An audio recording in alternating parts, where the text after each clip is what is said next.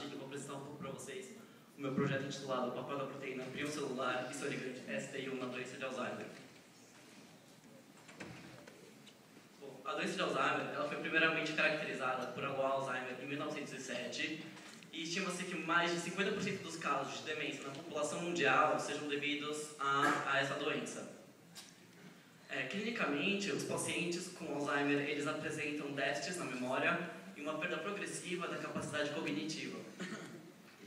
Essa doença não só apresenta fortes impactos sociais, mas também grandes impactos econômicos. Estima-se que os custos com ela, em 2010, excederam o equivalente a 1% do PIB mundial, o que representaria 604 bilhões de dólares. E as projeções para os próximos anos, tanto de número de pacientes acometidos pela doença, quanto dos gastos com ela, justificam, então, as fortes necessidades de grandes investimentos com a pesquisa dessa doença. Vou fazer uma breve caracterização patológica da doença. O encéfalo dos pacientes acometidos pelo Alzheimer, eles apresentam grande degeneração em estruturas como o hipocampo e o córtex, que são sabidamente conhecidas como responsáveis pela consolidação da memória e armazenamento da mesma. Quanto à caracterização histológica, é possível observar extracelularmente o depósito de placas senis, extracelularmente e intracelularmente emaranhados fibrilares da proteína tau hiperfosforilada.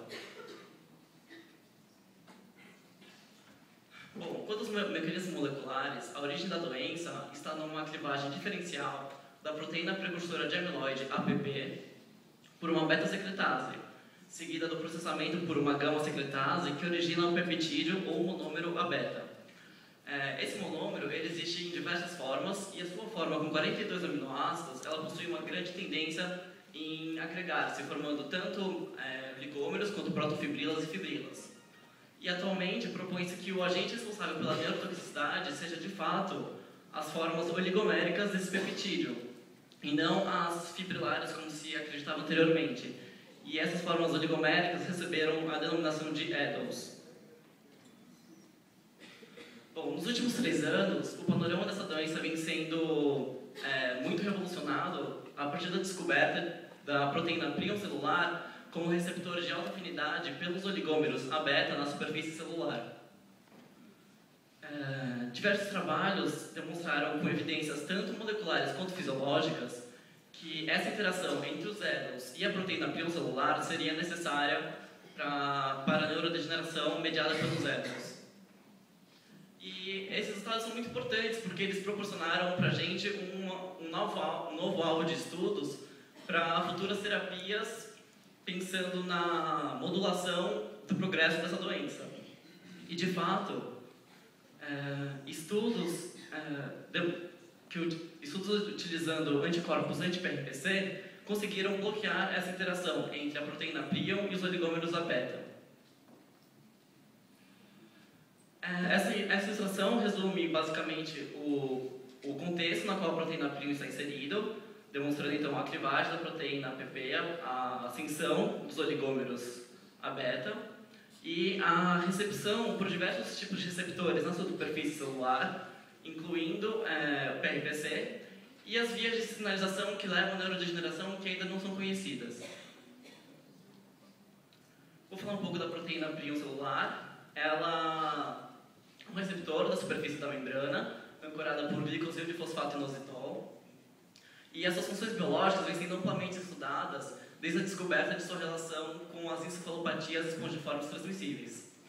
O nosso grupo vem juntando esforços já há um bom tempo para tentar elucidar melhor o cenário, o contexto biológico no qual essa proteína está inserido, e nós fomos capazes de caracterizar diversos de seus ligantes, como, por exemplo, a subunidade gama da dominina, a vitronectina e a proteína Stress Inducible Protein 1, ou ST1.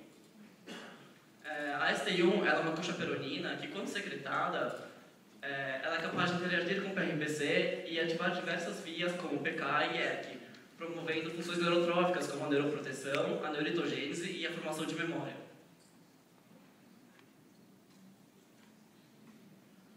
Bom, tendo isso em vista, a nossa pergunta era que seria possível reverter a neurodegeneração e ou os déficits de plasticidade da plasticidade neuronal mediados pela interação PRPC-EDOS?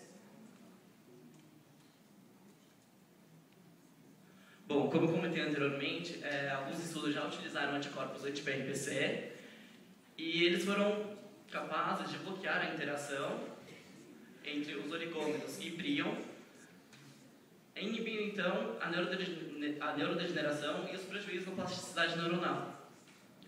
Mas e se a gente utilizasse, em vez de anticorpos, ligantes de PRPC?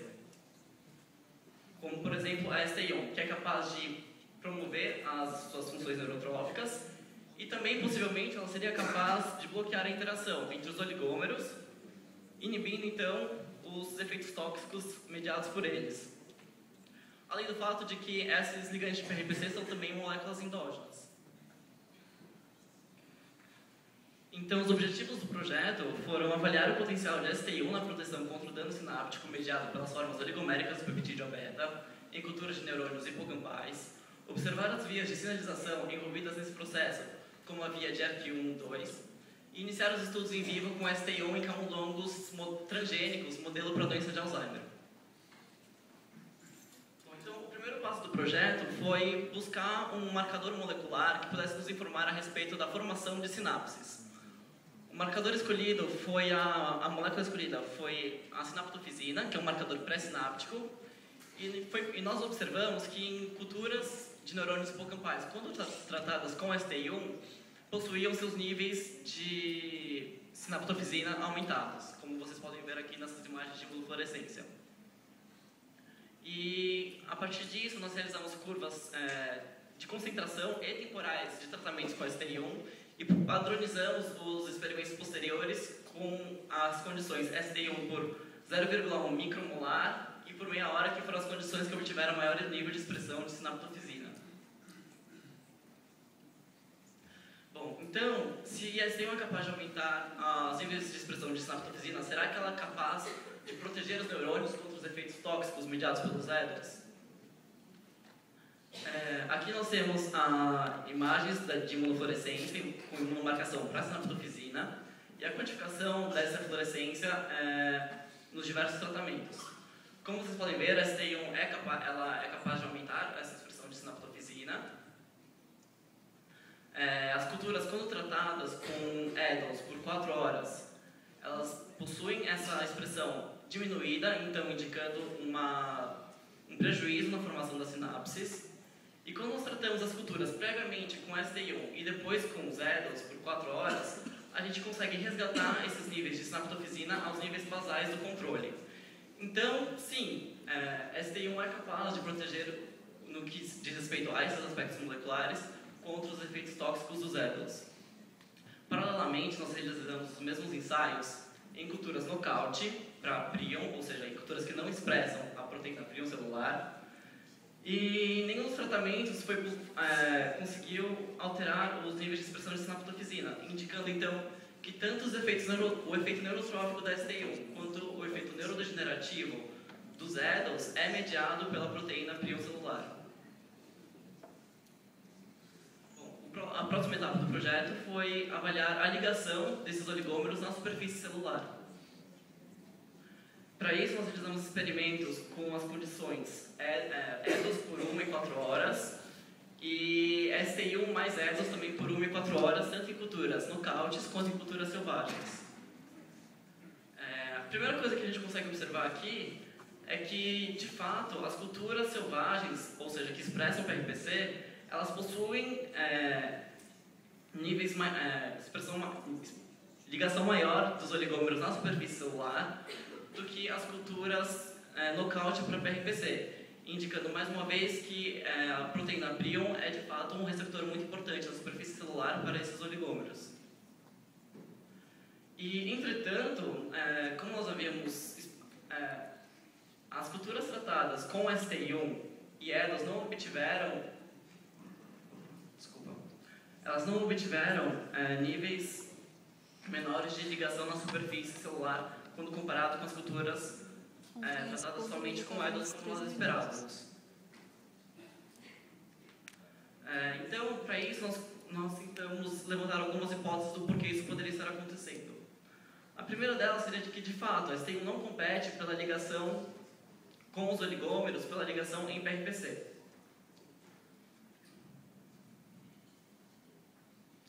Entretanto, embora ela não compita por essa ligação, ela ainda assim é capaz de modular os efeitos dos EDOs, inibindo a sua toxicidade. E a segunda alternativa seria, então,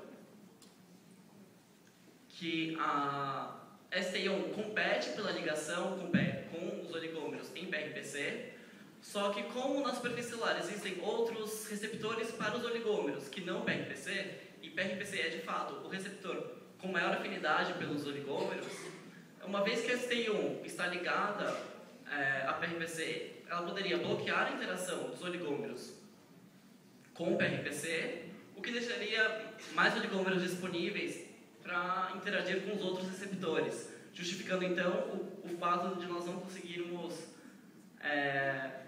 achar níveis menores de ligação nas culturas tratadas com STI1 e EDOs. Por fim, o nosso grupo recentemente, em colaboração com outros, em março desse ano, publicou um artigo na revista Journal of Neurochemistry, e um dos eventos avaliados nesse trabalho foi a ativação da via de sinalização ERK em culturas celulares de neurônios imortalizados que expressavam PRPC e que não expressavam PRPC.